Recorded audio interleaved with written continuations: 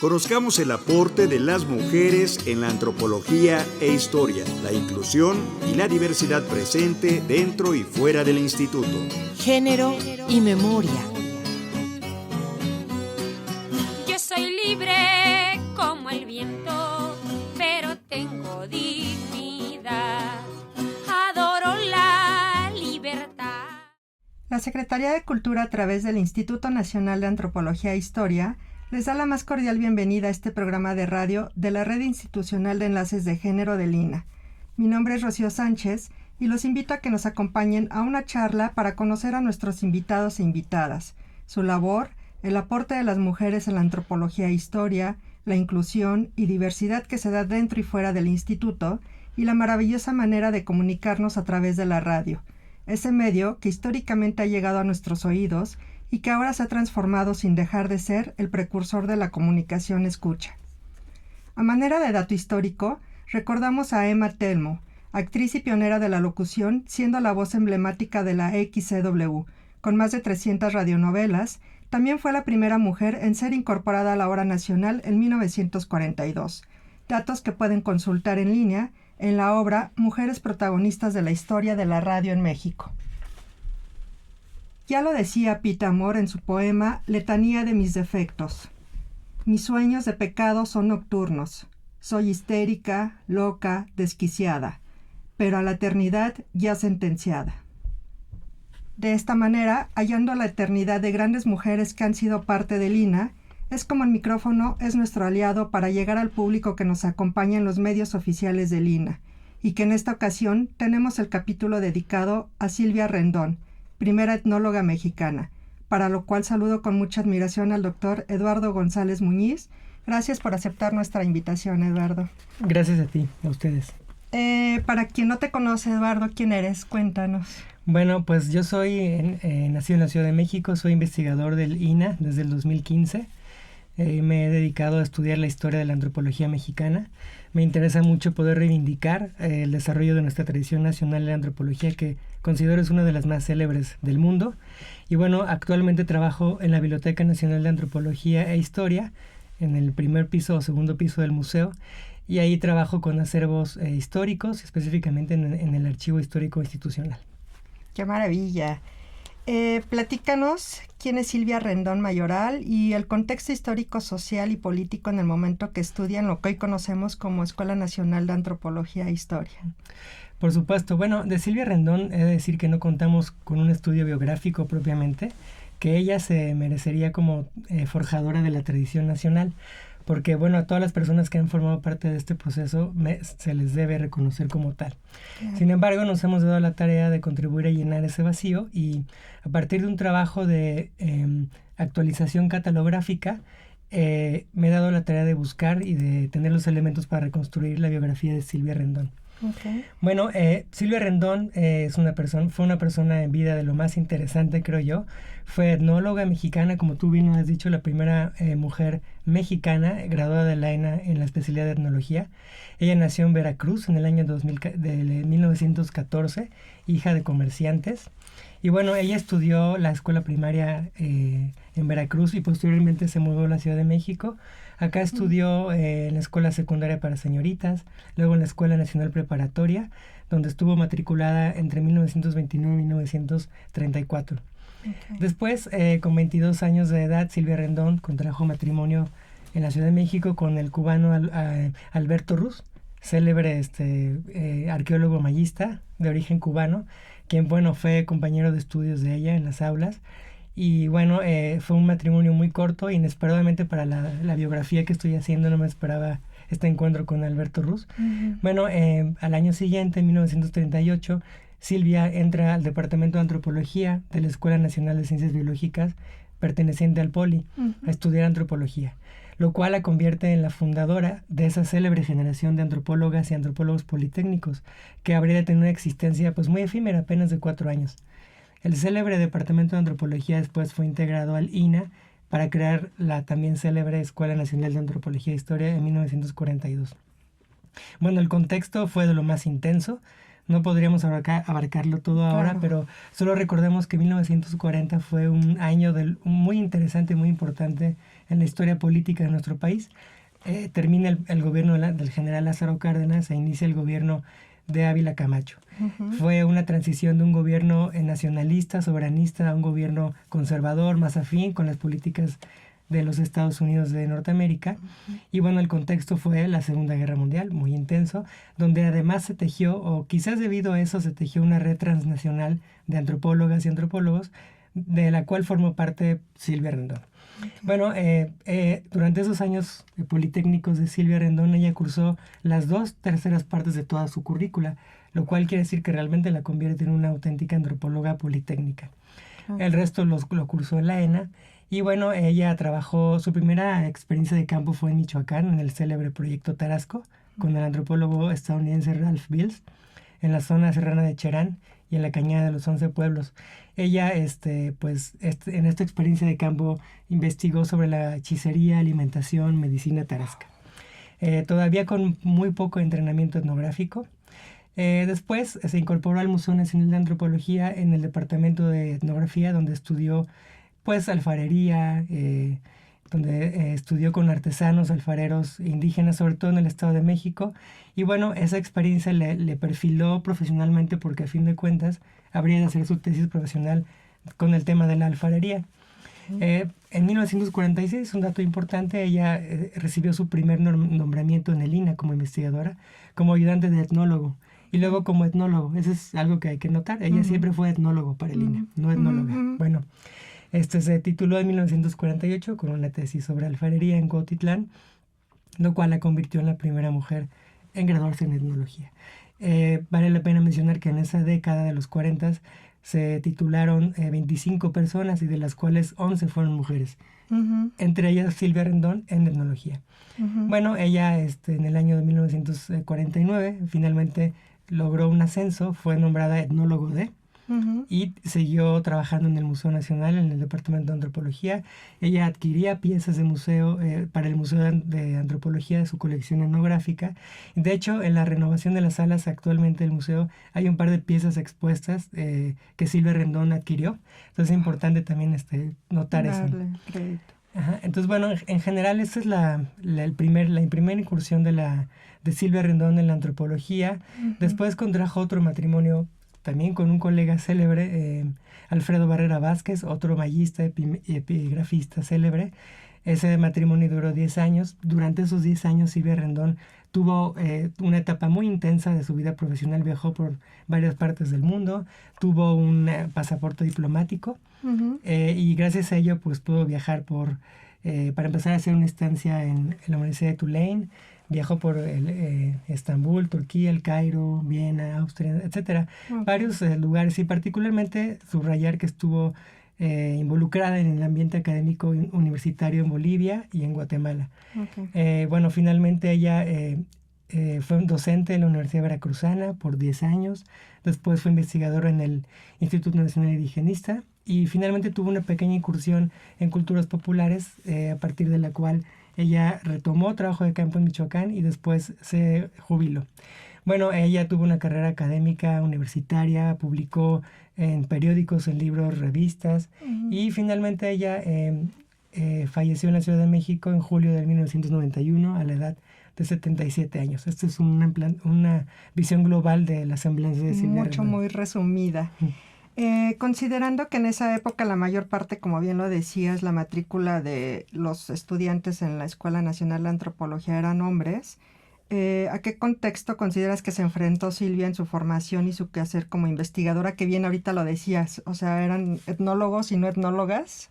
Desde ahí ya empezamos con un contexto en esa época. Cuéntanos. Claro. Bueno, no solo la matrícula estaba conformada por hombres mayoritariamente, también la estructura administrativa de todas las instituciones donde ella colaboró a lo largo de su vida, con excepción de su estancia en Chiapas como funcionaria del INI en 72, donde tuvo como jefa directa a la antropóloga Mercedes Olivera. Así que en realidad en primera instancia ella enfrentó una estructura institucional de naturaleza patriarcal. Claro. En cada institución en la que incursionó ya preexistía esta estructura jerárquica masculina. Por eso no carece de significado que ella haya sido nombrada etnólogo y no etnóloga. Bueno, lo interesante es que cómo podemos hacer evidente esa estructura patriarcal a través de la reconstrucción de trayectorias de mujeres en la antropología. Bueno, creo que justamente las semblanzas y la historia disciplinaria es una posibilidad. Uh-huh. Como muchas mujeres en la antropología de aquellos años, Silvia Rendón fue una antropóloga, digamos, versátil.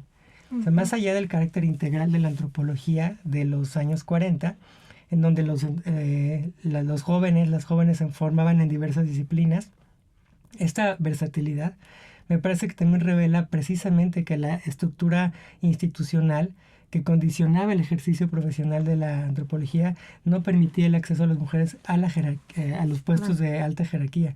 Cuando ellas llegaban, los cargos ya estaban ocupados por hombres. Y su movilidad profesional era mucho más difícil y era más diversificada. Uh-huh. Entonces es posible ver a colegas de aquellos años, y no solo a Silvia Rendón, moverse de manera horizontal por los organigramas, pero no ocupar cargos de decisión importantes. Uh-huh. Bueno, es interesante en ese sentido que ello imposibilitaba otras cosas. Uh-huh. Por ejemplo, la especialización en un tema de investigación. Claro. O bien la obtención de un prestigio académico o científico obtenido en virtud de un cargo importante. Uh-huh. Y es el caso de Silvia Rendón y de muchas mujeres.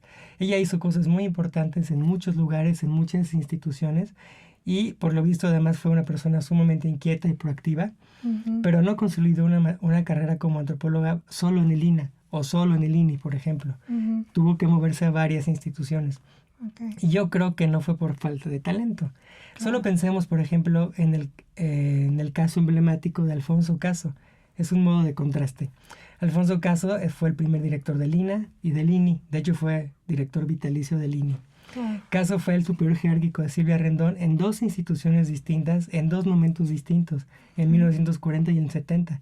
Alfonso Caso siempre estuvo en la jerarquía y Silvia Rendón no. Uh-huh. Lo mismo ocurrió con Gonzalo Aguirre Beltrán, quien fue rector de la Universidad Veracruzana, fue superior jerárquico de Silvia Rendón. Más adelante, a la muerte de Alfonso Caso, Aguirre Beltrán fue director del INI, volvió a encontrarse con Silvia Rendón, pero nuevamente en la jerarquía. Y bueno, qué decir de Javier Romero Molina, quien fuera, pues, interesantemente su compañero de aula. En los años 50, asumió el cargo de la dirección de investigaciones antropológicas, Javier Romero, y ahí uh-huh. fue jefe de Silvia Rendón. Entonces, bueno, eso es una muestra muy interesante y muy elocuente de cómo funciona en los hechos una estructura patriarcal que no claro. permite a las antropólogas hacerse de una carrera visible como la harían estas personalidades, ¿no? Claro. Y que, bueno, no dejaba de tener su función de mujer dentro de hogar de familia, que lo leía en algunos artículos, que no por eso dejaba de ir por sus hijos, regresar a trabajar, etcétera. Esta parte de combinar el labor institucional con hogar. Claro. Como hombre investigador del siglo XXI, ¿cuál consideras que es tu compromiso al hacer investigación sobre la trayectoria de mujeres? Bueno, es una pregunta muy buena. Creo que todos los colegas tendrían que respondérsela. La pregunta apunta a hablar sobre nuestra postura ética, metodológica, política y también con una postura personal como investigadores del INA. En general, creo que mi compromiso al investigar la trayectoria de mujeres en la historia de la antropología está orientada a contribuir a una representación más justa, más inclusiva de las mujeres en la historia de la antropología. Y por supuesto, más apegada a la antropología realmente existente. Y bueno, esto implica, por supuesto, investigar, conocer, divulgar ampliamente sus aportaciones. Uh-huh. Y bueno, desde el punto de vista ético y político, entonces, yo creo que se trata de hacer de manera intencional y decidida historia de las mujeres en la antropología mexicana. Uh-huh. Una historia de la cual hay fragmentos, pero sin duda todavía falta. Y eso sería una especie de justicia representacional la que se haría en la historiografía antropológica. Uh-huh. ¿Y cuáles serían tus retos de hacer investigación etnológica con perspectiva de género? Bueno, es otra pregunta interesante, porque hablar de los retos, al hablar de retos tenemos que hablar necesariamente de nuestro propio gremio. Claro. Y de nuestras propias condiciones institucionales prevalecientes. O sea, eso implica ponernos al espejo, vernos de frente y no voltear para otro lado. Es un desafío. Entonces, en particular, lo primero, pues, es justamente la formación en teoría de género, en teoría feminista crítica y en la práctica misma feminista. Uh-huh. Creo que es un reto para los antropólogos de todo el instituto, hombres y mujeres por igual, asumir esas perspectivas llevarlas más allá de solamente temas de interés de investigación, en los cuales yo me puedo especializar. Creo que esas tendrían que ser posturas institucionales y personales transversales, claro, que sean nuestros lentes, digamos, claro, desde el cual vemos la historia de la antropología. Ese es uno de los tantos retos que podemos enfrentar. Y otro que me gustaría mucho comentar tiene que ver con los archivos históricos, precisamente. Es muy común encontrar los archivos históricos de las celebridades masculinas que hemos referido, claro, muy bien catalogados, bien conservados, se puede acceder a ellos. Muchas publicaciones. Pero justamente por una trayectoria tan diversificada, tan fragmentada como la de Silvia Rendón y otras mujeres, pues es difícil que se haya podido constituir un acervo, porque ella trabajó en varias instituciones. Claro. Alfonso Caso tiene su propio acervo completito en la biblioteca, por ejemplo. Entonces, un reto es articular los pedazos de historia documental que hay en varias instituciones, juntarlas para hacer una narrativa coherente que permita, pues, reconstruir. Y el otro desafío, que también es, yo creo que más profundo, es reconocer que la cuestión de la inequidad, de las violencias en contra de las mujeres y en nuestro gremio, pues es un asunto histórico y cultural. Hay que plantearlo como eso. Y bueno, vale la pena la historia también referirla como una herramienta para poder hacer tema de esto, porque en la medida en que hacemos historia de esta estructura patriarcal, por ejemplo, podemos reconocer cuál fue su origen, cómo se ha constituido, y dejarlo de ver como algo natural, evidente, que ya no sabemos cuándo surgió, o a lo mejor pensamos que así es la vida, en realidad no. La historia nos permite problematizar y propiciar una transformación. Son retos en diferentes perspectivas, pero creo que habría que empezarlos a asumir seriamente. Ahorita en tu investigación, justo para conformar este repositorio que bien dices y hacer como su histórico de Silvia, ¿a qué te has enfrentado? Bueno, para empezar en algo muy formal, aparentemente, pero muy significativo en el fondo. El archivo de Silvia Rendón está conformado por 15 cajas que están en la parte más posterior y más alta del archivo institucional. No tiene ex libris, no se puede identificar visualmente fácil. Tiene una catalogación que no tiene perspectiva de género. Y eso es parte de los desafíos que me comentabas hace un momento. Entonces, primero dar cuenta de que existe el propio archivo. Hay que hacerle difusión. Yo llegué a él de una manera muy accidental, pero como estudiante y como investigador yo no sé qué cuento con la colección Silvia Rendón para poder hacer mi investigación de alguna naturaleza. Entonces, ese fue un primer problema, realmente descubrir la colección Silvia Rendón entre un montón de cajas. Es muy interesante que está junto a la colección de Silvio Zavala, que es enorme, ocupa toda la pared, está perfectamente bien identificada. La Silvia Rendón no. Entonces, se merece también un espacio un poco más digno en términos de su acomodo. Entonces, ese es el primer desafío.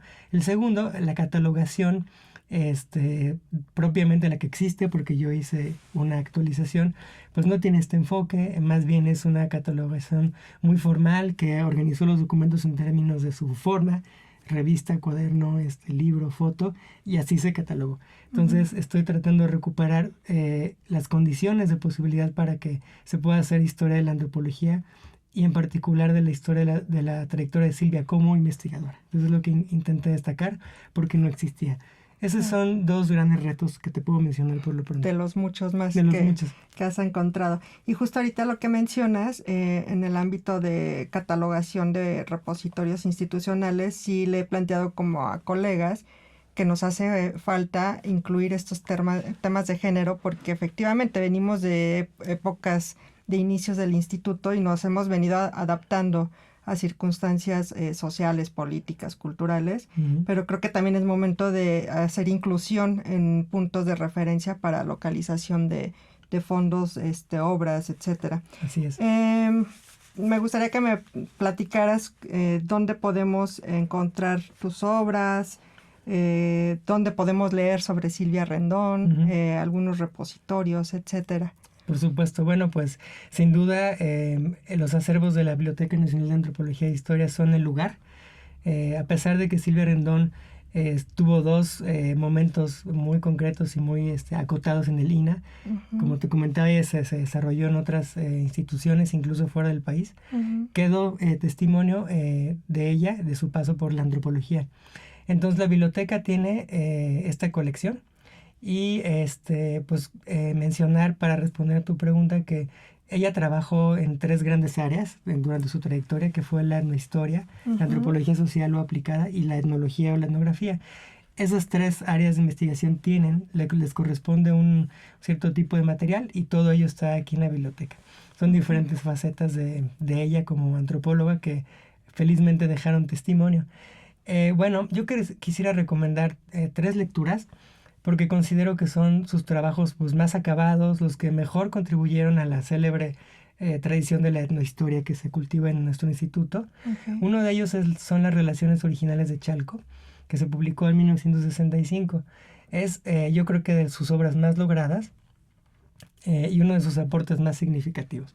Tiene una traducción, ella hizo la traducción, la glosa, la investigación etnohistórica de un conjunto de documentos antiguos mexicanos. De hecho ella se especializó a lo largo de toda su trayectoria justamente en eso. Ella fue paleógrafa, lingüista en los hechos, traductora del náhuatl, trabajó documentos muy interesantes y pues sí, curiosamente esas publicaciones no ocurrieron cuando ella era investigadora del INAH, ocurrieron cuando ella ya había dejado la institución. Okay. Pero bueno, quedó ese libro. Está la crónica de la Fundación de México Tenochtitlán, que se publicó en 1975. Una obra de divulgación que justamente, vale la pena la lectura ahora que se conmemoran 700 años de la fundación de Tenochtitlán. Claro. Y finalmente, un libro sobre 3 semblanzas históricas de Cuauhtémoc, que también es un personaje del cual se ha hablado este mismo año. Ella también, a partir de documentos antiguos, algunos de ellos los tradujo, otros no, pero hizo una semblanza interesante. Son sus 3 obras cuya lectura yo recomiendo. Están los 3 en la biblioteca. No hay versión digital de esas 3 obras. Hasta donde sé, no. Ok, perfecto. Y además de las publicaciones, pues se puede consultar propiamente el legado documental, que tiene testimonio de ese tipo de trabajo que termina siendo inédito. O sea, me refiero a notas manuscritas, mecanoscritas, ensayos, texto que nunca se publicó, pero que habla de los intereses intelectuales de Silvia. Entonces, pues quisiera recomendar en general la visita a la biblioteca porque ahí se encuentra todo este material. Ahorita que has consultado su archivo, ¿has encontrado esas referencias de estos trabajos finales que publicó? Sí, y de hecho vale la pena notar que creo que son como 4 cajas, si no me recuerdo, que tienen los libros. Entonces, pero están catalogados como documentos, no como libros. O sea, realmente no están en los acervos, en el acervo bibliográfico. Entonces es difícil encontrar sus libros cuando uno los busca en el catálogo como libros. Claro. Los busca y los encuentra uno en el archivo. Entonces también ahí habría que hacer una actualización catalográfica para integrarlos al acervo bibliográfico propiamente y que se puedan consultar, pero ahí está prácticamente toda su obra está contenida en su colección documental. Perfecto. Y para quien quiera conocer tu trabajo como investigador, ¿dónde podemos acercarnos? Tengo una página de academia.edu y estoy actualizando la página, el repositorio institucional de investigadoras e investigadores, que también ahí se puede consultar. Ahí estoy poniendo pues mis trabajos y donde hay pues eventos de difusión, donde hay video, alguna grabación, pues ahí también la estoy subiendo. Entonces, por lo pronto, Academia es un buen lugar. Perfecto. Platícanos cómo llegar a la Biblioteca Nacional de Antropología e Historia, porque todo el mundo ubicamos cómo llegar al museo y muy poca gente ubica que tiene una biblioteca nacional. Claro, a mí me gusta decir que la biblioteca tiene pegado a un museo, un poco para voltear la tortilla sí, y estimular la visita. Exacto. Sí, la biblioteca está en el primer piso del museo con respecto al vestíbulo, porque me han comentado que en realidad la biblioteca donde está su propia entrada es su primer piso. Así es. Entonces es su primer piso y tiene otros niveles. Entonces, pues en el Museo Nacional de Antropología, en el primer piso está la biblioteca. Felizmente es una biblioteca pública, muy bien pertrechada, tiene materiales interesantísimos y pues está ahí en el corazón de Chapultepec. Claro, que cabe resaltar que justo la Biblioteca Nacional de Antropología e Historia es la biblioteca de origen de la Escuela Nacional de Antropología e Historia. Cuando se traslada la ENA a Cuicuilco, la biblioteca queda como repositorio parte del Museo de Antropología. Para quien no es de la Ciudad de México, el Museo Nacional de Antropología está sobre Reforma, justo como bien lo dices, dentro de frente al bosque de Chapultepec. Entonces es muy fácil llegar. Pues qué interesante. No sé cuál va a ser la finalidad de tu investigación. Vamos a tener libro, vamos a tener que, después de tanta riqueza que estás encontrando en los archivos. Bueno, pues lo voy a enviar a dictamen para publicar. Se va a publicar como un catálogo con un pequeño estudio introductorio. Okay. Que es la investigación sobre la que se basó lo que acabamos de comentar.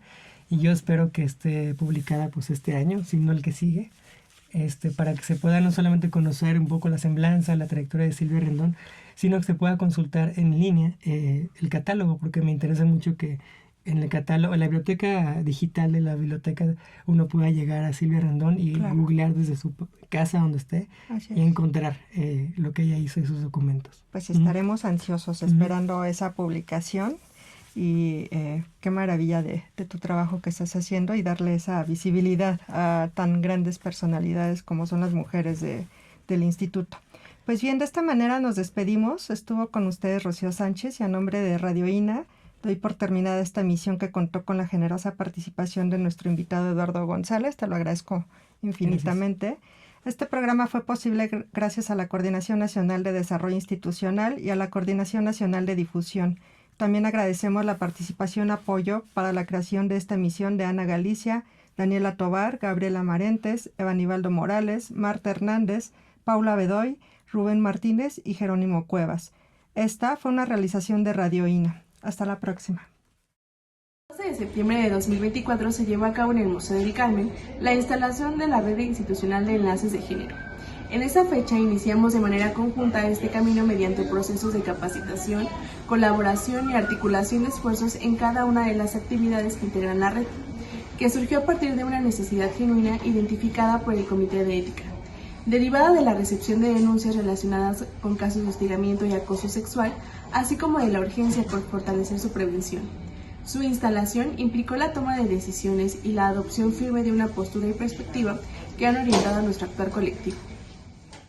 La creación de la RIEC respondió también a la urgencia de atender la convocatoria de certificación gratuita por parte de DIN Mujeres, hoy Secretaría de las Mujeres. En este contexto, el secretariado del comité realizó un proceso de identificación y selección de perfiles con formación académica y trayectorias profesionales que reflejarán un compromiso sólido con la erradicación de la violencia, la desigualdad y la discriminación por razones de género.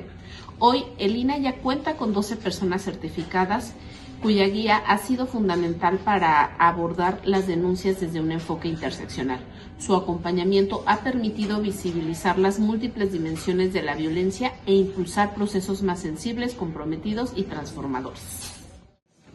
La RIEC tiene aún un largo camino que andar y nos emociona mucho ver hacia dónde iremos. Seguiremos trabajando en fortalecer la presencia de la RIEC en todo el instituto, en fortalecer el tejido social de cada centro de trabajo, en fomentar procesos de formación que nos permitan entender, atender y erradicar las distintas manifestaciones de la violencia de género y, de la mano de cada una de las personas que forman nuestro instituto, seguir construyendo el INA que todas, todos y todes nos merecemos. Las opiniones y comentarios aquí expresados son de entera responsabilidad de quienes proporcionan la información y no representan necesariamente las opiniones de Radio INA ni comprometen el pensamiento editorial del Instituto Nacional de Antropología e Historia. Instituto Nacional de Antropología e Historia. Secretaría de Cultura. Gobierno de México.